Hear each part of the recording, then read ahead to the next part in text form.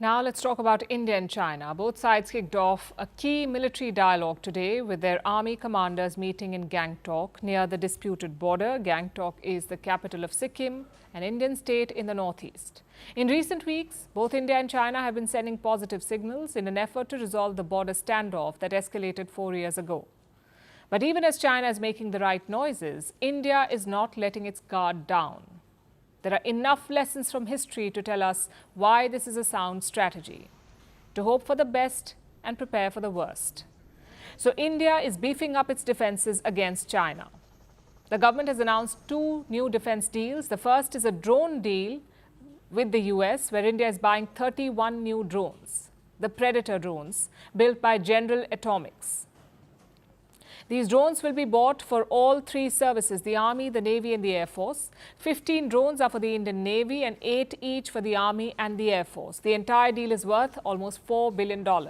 This drone, the Predator, is a lethal weapon. It is what experts call a hunter-killer drone.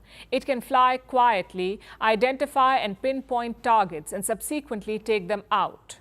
The US military has the Predator in its arsenal. It uses it for 3 purposes: surveillance, intelligence gathering and airstrikes. India plans to deploy these drones for the exact same roles. And Indian forces, in fact, have operated the Predator before. In 2020, India had leased this drone from the US. This was right after the clashes in Galwan.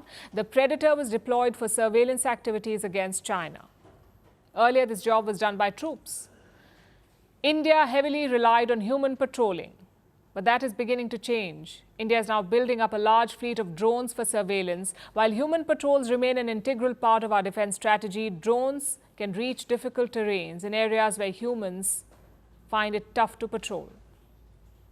In the past, India used 2 Israeli drones for this purpose, the Searcher Mark II and the Heron.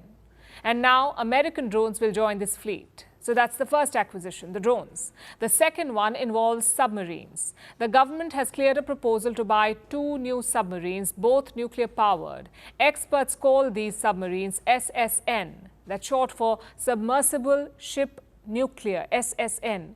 They're known to be small and agile. There's a small nuclear reactor on board that powers the submarine. Earlier, subs ran on diesel, so they had to resurface frequently for refueling to get more diesel. But nuclear-powered subs can remain underwater for longer durations because they do not need refueling.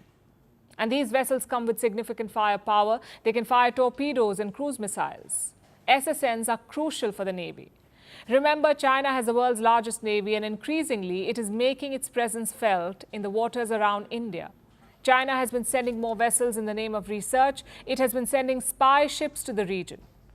So India needs stronger deterrence on the high seas against the Chinese, and it has been trying to fill the gaps. Just like the Predator, India has leased some SSNs too. It had acquired 2 subs from Russia, but one of them had to be returned because of maintenance issues. So the next best choice is to buy our own, and that is what India is now doing. These decisions send a strong message of intent.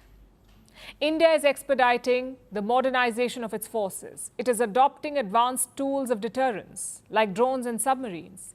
These deals will also help achieve another important goal, that is building our own defense manufacturing capability. I'll tell you how.